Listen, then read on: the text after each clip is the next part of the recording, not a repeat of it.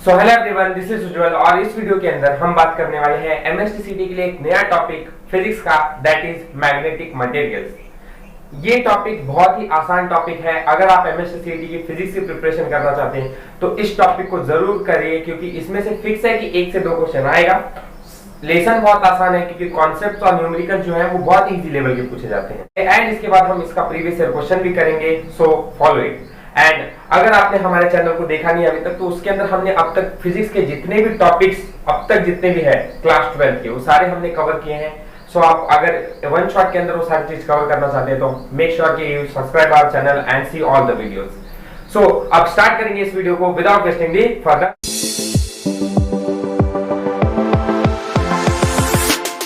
अगर हम क्लास 11 की बात करें तो क्या क्या इंपॉर्टेंट पार्ट्स हैं जिससे क्वेश्चन आ सकते हैं, तो जनरली हमें मैग्नेटिक मटेरियल्स के बारे में इसीलिए इसी चैप्टर में इस अभी आगे ईएमआई है। देन उसके बाद अगर हम मैग्नेटिक की बात करें तो अभी तक इलेक्ट्रिक करंट से मैग्नेटिक फील्ड पे क्या असर पड़ता है, वो सारे कॉन्सेप्ट और वो लेसन अभी होने बाकी है। तो आपका 11th उसमें ही कवर हो जाएगा। लेकिन फिर भी इस लेसन के पॉइंट ऑफ व्यू से क्या है, 11th का पार्ट हमें ध्यान में रखना चाहिए। So first of all torque is equal to m into B होता है।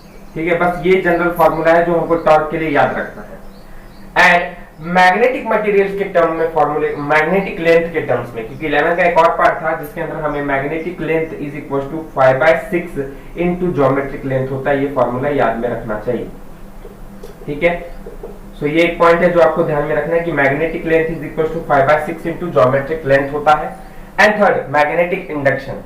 मैग्नेटिक इंडक्शन क्या है? मैग्नेटिक इंडक्शन को हम B से बताते हैं, which will be equals to flux flowing per unit area, therefore phi per unit area। ये होता है मैग्नेटिक इंडक्शन का फॉर्मूला। और इसी के बेसिस पे अगर बात करेंगे तो अगर फ्लक्स बोला जाए तो फ्लक्स का यूनिट होता है वेबर, और एरिया है, एरिया मतलब इसका यूनिट होगा मीटर स्क्वायर। तो अगर कोई पूछेगा मैग्नेटिक इंडक्शन का यूनिट क्या है, तो that is weber per metre square, और हम कभी कभी इसको दूसरे नाम से टेस्ला से बोलते हैं। सो मैग्नेटिक इंडक्शन का formula flux per unit area, unit है वेबर पर मीटर स्क्वायर और टेस्ला। ठीक है, सो ये मैग्नेटिक इंडक्शन जो हमें 11th के पॉइंट ऑफ व्यू से ध्यान में रखना था। होप सो समझ में आया होगा। नेक्स्ट आगे बढ़ेंगे और यहां से पार्ट चालू होता है क्लास 12 का ऑफ मैग्नेटिक मटेरियल्स का, जिसमें सबसे पहला पॉइंट है मैग्नेटिक डायपोल मूवमेंट। अब what is magnetic dipole movement? अगर सीधी सीधी बात की जाए तो magnetic dipole movement means strength of magnet, that means ताकत। ठीक है, सो बस इतनी सी बात है। मैग्नेटिक डायपोल मूवमेंट अगर हम डिफाइन करना चाहें तो strength of magnet, that means magnet की ताकत कितनी है, this is called magnetic dipole movement. और अगर इसको फॉर्मूले के टर्म्स में बताना है, so m is equal to, अगर मैग्नेटिक डायपोल मूवमेंट को मैं कैपिटल M से बताता हूं तो m is equal to pole strength into magnetic length, m into 2l। ठीक है, where m is pole strength into 2 length is magnetic length. ठीक है, सो इसलिए ये फार्मूला क्या हो जाएगा मैग्नेटिक डायपोल मूवमेंट का, capital M is equal to small m into 2l। बस इतना सा बात ध्यान में रखना है। एप्लीकेशंस कैसे करने हैं, कैसे क्वेश्चंस आते हैं, ये हम प्रीवियस ईयर में देखेंगे। Next, orbital magnetic movement. अब ये जो पार्ट है ये क्लास 12 का आधे से ज्यादा पार्ट 3 से 4 पेज आपकी थ्योरी कवर करता है, मैग्नेटिक और ऑर्बिटल मैग्नेटिक मूवमेंट। ठीक है, सो इसको थोड़ा डीप से अच्छी तरह से समझाया जाएगा विद हर एक कॉन्सेप्ट को लेकर, तो इसको थोड़ा सा ध्यान से देखिए। पहले तो फॉर्मूले की बात करेंगे, ये कैसा है, इसकी हमको डेरिवेशन नहीं देखनी है। The formula is m is equal to ni into capital A। ठीक है, वेयर ये जो I है ये करंट है, A एरिया है, n टर्न्स है, कितना उसके अंदर टर्न्स ऑर्बिटली हो रहा है। ठीक है, सो इसको ज्यादातर इग्नोर कर दिया जाता है क्योंकि ये ऑब्वियस सी बात है, हम ज्यादातर 1 मानते हैं अगर हम A की टर्न्स के लिए निकाल रहे हैं तो। सो ये बात छोड़ दिया जाए तो मैग्नेटिक ऑर्बिटल मूवमेंट जो है उसका फॉर्मूला हो जाता है I into A, where I is current and A is area. So अगर इसके बेसिस पे मैं बोलूं कि इसका यूनिट क्या होगा, तो मैग्नेटिक ऑर्बिटल मूवमेंट का यूनिट जो होता है दैट इज एरिया, करंट मतलब एम्पियर में माना जाएगा एंड एरिया मतलब मीटर स्क्वायर में मानेंगे। देयरफॉर हम बोल सकते हैं कि मैग्नेटिक ऑर्बिटल मूवमेंट का जो यूनिट है that is ampere metre square.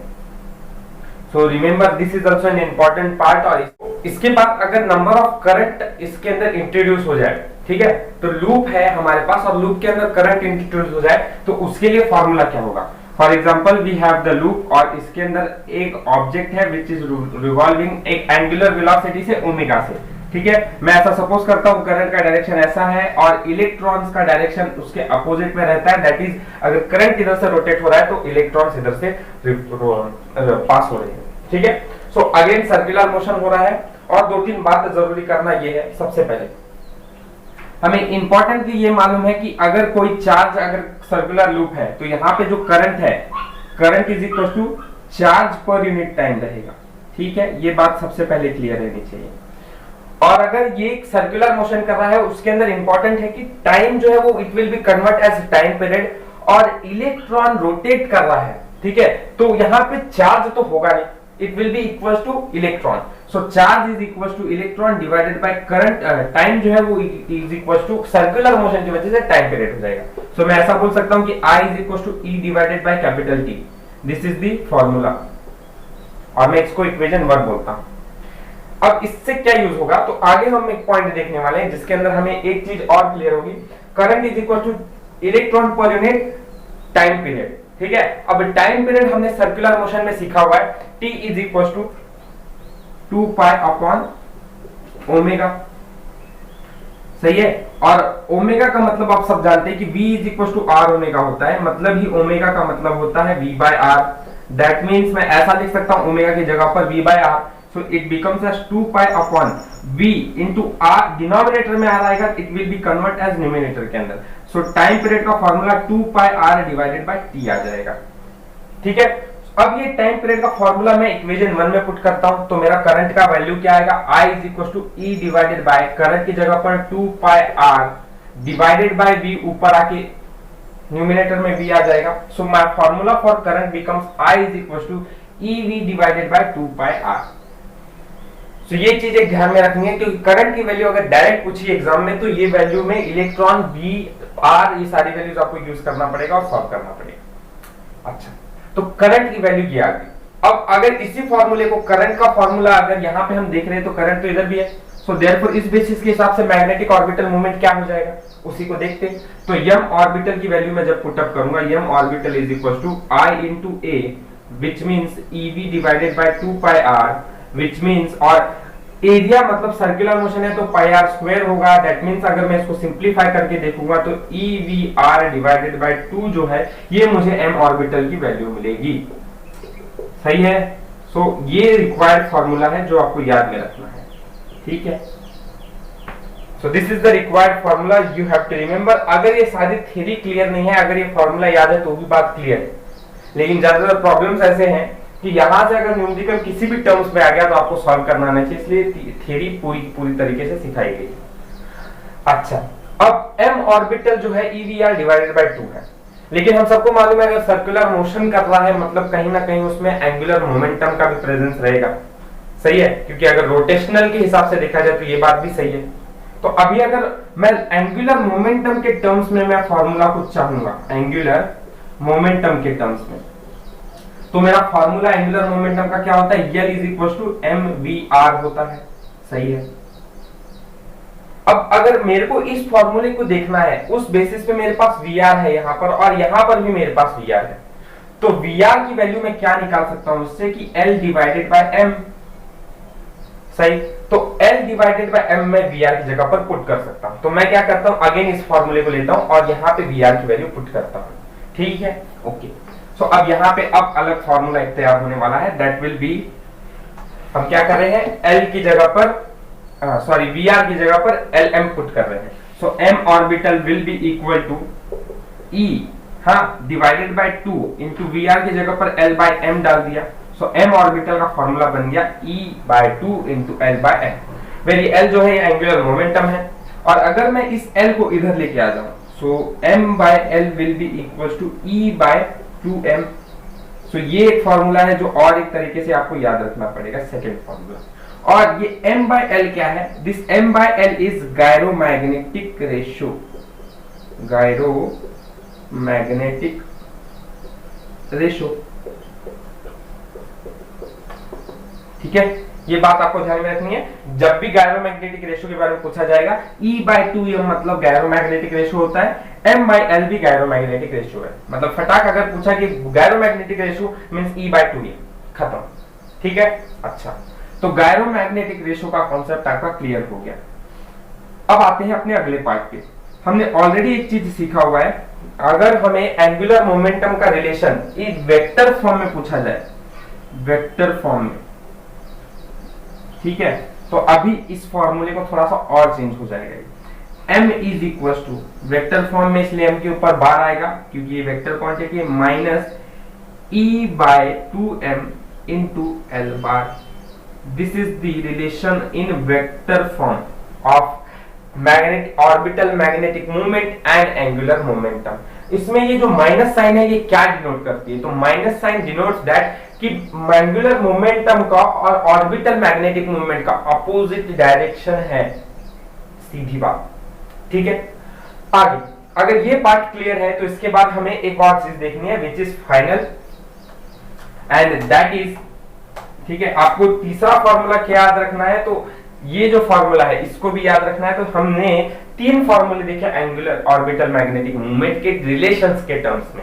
सबसे पहले m is equals to I into a, दूसरा EVR divided by 2 और तीसरा ये वाला formula that is m by L is equals to E by 2m। इसको अगर अलग अलग सवाल बन सकते हैं इसके ऊपर तो उस हिसाब से मैनिपुलेट कर सकते हैं।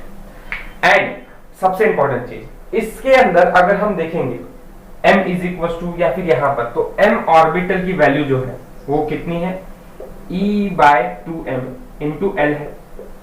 L की वैल्यू हम जानते हैं, अगर एक ऑर्बिटल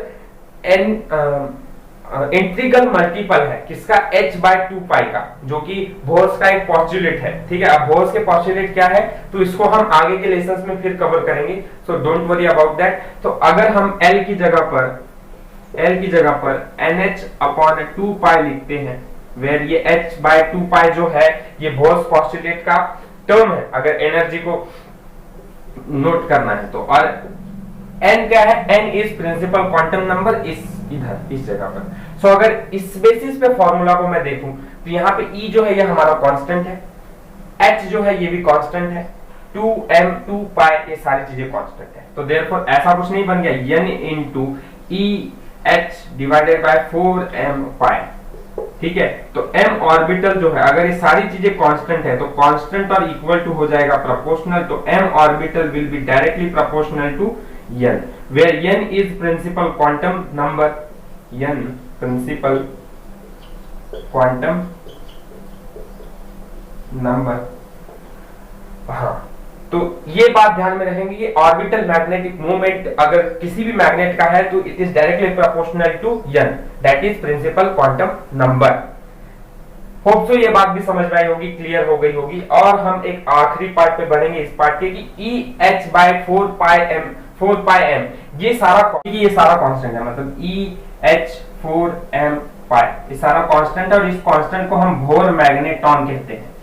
ठीक है, ध्यान में रखिए इस कांस्टेंट को हम बोर मैग्नेटॉन कहते हैं और कांस्टेंट है तो इसकी वैल्यू 9.274 ठीक है एम्पियर पर मीटर स्क्वायर, ये वैल्यू है 9.274 into 10⁻24 ampere per metre square, bore magneton की कांस्टेंट वैल्यू। ध्यान में रखना है, एग्जांपल्स या थ्योरी इसके ऊपर पूछी जा सकती है। ठीक है, सबसे पहले फॉर्मूलाज ये है magnetisation m is equals to m net divided by volume. मतलब क्या कि m net मतलब क्या है, ऑर्बिट मैग्नेटिक डायपोल मूवमेंट। हाँ, तो magnetic dipole movement per unit volume, this is called as an magnetisation. तो ये फॉर्मूला डायरेक्ट आप याद रखेंगे। यूनिट की बात करते हैं तो मैग्नेटिक डायपोल मूवमेंट का यूनिट होता है ampere metre square, divided by ये हो गया है डिवाइड मीटर क्यूब से, क्योंकि वॉल्यूम है तो मीटर स्क्वायर से मीटर क्यूब का कैंसिल हो जाएगा एक दो पार्ट, तो एम्पियर पर मीटर हो जाएगा। So unit is ampere per metre. ठीक है, सिंपल है, मैग्नेटाइजेशन का फॉर्मूला याद में रखना है। नेक्स्ट पॉइंट आता है सोलेनॉइड। अब सोलेनॉइड को लिया क्यों है हमने, या फिर हमारी टेक्स्ट बुक ने क्यों लिया है। Solenoid means number of loop जो है वो फ्लो हो रहे हैं एंड इसमें हमें मैग्नेटिक इंटेंसिटी का रिलेशन पता लगाना है, उसके बेसिस पे हमने सोलेनॉइड का कॉन्सेप्ट लिया है। अब ये सारी थ्योरी जो है ये टेक्स्ट बुक में दी हुई है, but we are not interested. हमें इंपॉर्टेंट ये है कि फॉर्मूला याद करना है, क्योंकि सीटी में उसके ही बेसिस पे क्वेश्चंस है। So where b0 is equal to mu not n i है ना, और ये सोलेनोइड का फॉर्मूला हो जाता है B is equal to mu not N I, where mu not is permeability और यहाँ पे n जो है ये नंबर ऑफ टर्न्स है, number of turns per unit length, n by l बता रहा हूँ, ठीक है। थोड़ा ध्यान से इसको नोट कीजिए, number of turns per unit length है इसका मतलब। कुछ लोग इसको यही लिख के रख देते हैं नंबर ऑफ टर्न्स, ठीक है, n का मतलब no, number of turns per unit length मतलब ही n है यहाँ पर, ओनली अप्लाइड फॉर सोलेनोइड, ठीक है। I करंट है और यहाँ पर हमें H जो है मैग्नेटिक इंटेंसिटी है, इसको सॉल्व करके डेरिवेशन करके निकाला जाता है। वेयर ये H N का ये H लिखा किधर से मैंने, तो H इज इक्वल टू होता है N into I, remember this, H is equal to क्या होता है N इंटू आई, ठीक है। मींस इसका मतलब हो गया H, ठीक है। देयरफॉर अगर मेरे को फार्मूला लिखना है तो B is equal to mu not into H, ये भी फार्मूला करेक्ट है, मतलब ये चीज नहीं कहीं से आई नहीं है, इस फार्मूले को डिराइव किया जा सकता है B is equal to mu not into H, ठीक है। Where H is magnetic intensity. Magnetisation and magnetic intensity के बीच में क्या रिलेशन है उसको हम इस पार्ट में देख रहे हैं, relation between magnetisation and magnetic intensity, ठीक है। मैग्नेटाइजेशन का रिलेशन मैग्नेटिक इंटेंसिटी से कैसा है, ठीक है। तो सिंपल सी बात है, इसके अंदर m इज इक्वल टू, फिर ये डेरिवेशन है chi into h, where h is magnetic intensity, m is magnetization and chi is susceptibility, ठीक है।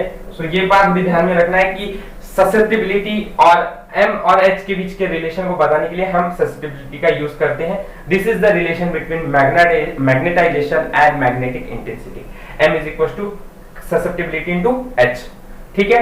एंड इसी के बेसिस के बाद आता है फार्मूला रिलेटिव परमेबिलिटी का, एंड रिलेटिव परमेबिलिटी के लिए हम formula B is equal to B not into B H इसका इस्तेमाल करते हैं, ठीक है।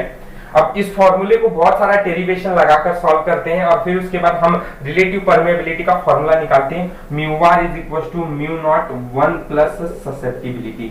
So this is the required formula for relative permeability. So the next part is 10th percentage change in magnetic field. Percentage change magnetic field में कैसे find किया जाता है, इसके ऊपर क्वेश्चंस रहते हैं सीईटी के अंदर, ठीक है। हमारे टेक्स्ट बुक में भी एक पॉइंट दिया हुआ है इसके related. So b minus B not divided by B not into 100 is equal to susceptibility into 100। अगर आपको मैग्नेटिक फील्ड निकालना है, परसेंटेज चेंज मैग्नेटिक फील्ड निकालना है, तो इस फार्मूले की वैल्यू यूज कर सकते हैं। हमें एग्जाम्स में कैसे क्वेश्चन आते हैं, तो ससेप्टिबिलिटी वैल्यू अगर आपको 1.3 दे के रखी हुई है तो आपको बोला जाएगा कि अब चेंज इन मैग्नेटिक फील्ड बताओ, तो 1.3 को सिर्फ 100 से मल्टीप्लाई करना है, अपना चेंज इन मैग्नेटिक फील्ड आ गया, ठीक है। बहुत इजी सवाल है, क्वेश्चंस आते हैं इसके ऊपर, बस हाँ फार्मूला ध्यान में रहना चाहिए कि ससेप्टिबिलिटी इनटू 100, ठीक है। Overall clear. नेक्स्ट आगे बढ़ते हैं क्यूरी टेम्परेचर। क्यूरी टेम्परेचर एक पॉइंट है, सिलेबस में आने वाले पार्ट्स जो डिलीट हो चुके हैं उसको भी कवर करना जरूरी है, ठीक है। और अगर सिलेबस से रिलेटेड है तो आप इस पार्ट को स्किप कर सकते हैं। ऑलरेडी हमने एक पार्ट स्किप करके रखा है इस वीडियो का, दैट इज हमने डिस्टिंग्विश नहीं किया कि what is diamagnetism, paramagnetism and ferromagnetism, तो वो पार्ट एक स्किप्ड है, थोड़ा सा पार्ट उसके अंदर का है, लेकिन होप सो सवाल बनेंगे ही नहीं उसके ऊपर, सारा का सारा फीलिंग आया नहीं तब तक सवाल बन नहीं सकते, तो उसके ऊपर एक अलग वीडियो बनेगा जिसके ऊपर मैं डिफरेंस बताऊंगा डायमैग्नेटिज्म, पैरामैग्नेटिज्म एंड फेरोमैग्नेटिज्म का, ठीक है। अभी फिलहाल ये part is the last part of this concept. ध्यान से देखिए, Curie temperature m is equal to cv divided by t, where जो b है सब जानते हैं मैग्नेटिक फील्ड के बारे में, मैग्नेटिक इंडक्शन की टेम्परेचर है, c जो है ये क्यूरी टेम्परेचर है जो कांस्टेंट की वजह से आया हुआ है यहाँ पर, ठीक है। एंड हमें अगर इसी चीज को आगे चल के देखना है तो हमें रिलेशन पूछा जाता है, एग्जाम्स में ज्यादातर क्वेश्चंस रहते हैं कि हमारा टेम्परेचर ससेप्टिबिलिटी जो है वो इतने से बढ़ गया है तो उसके ऊपर से टेम्परेचर पे क्या फर्क पड़ेगा। तो ध्यान में रखिए, अगर ससेप्टिबिलिटी को इसी के डेरिवेशन से आया है, क्योंकि हम सबको मालूम है b मतलब होता है म्यू नॉट इनटू h, ठीक है। एंड इसको आगे आगे जाकर आप अगर सॉल्व करके देखेंगे तो b नॉट इनटू h का रिलेशन टेम्परेचर से ससेप्टिबिलिटी से मिलता है। सो देयरफॉर हम ऐसा हो सकते हैं susceptibility 1 divided by susceptibility 2 will be equal to t2 by t1। So ये एक चीज ध्यान में रखिए जिससे हमें बहुत सारे न्यूमेरिकल सॉल्व करने के लिए हेल्प करेगा, ठीक है। विद दिस मैग्नेटिक मटेरियल्स ये चैप्टर खत्म होता है। ऑलरेडी मैंने बताया कि हम डिस्टिंग्विश बाद में करेंगे, एंड इसके अलावा कुछ क्वेश्चंस नहीं आने वाले हैं एमएसटीसीटी में। We will see in previous year question से किस टाइप के क्वेश्चंस हमको पूछे जाते हैं एमएसटीसीटी के अंदर, बहुत ही इजी है। So follow that also, and if you enjoyed this video then like, share and subscribe my channel. बस इसके बाहर से कोई सवाल आएगा नहीं. If you have any doubt then comment me, I will solve that. And hope you enjoyed this video. Then all the best for your exams. Thank you for watching.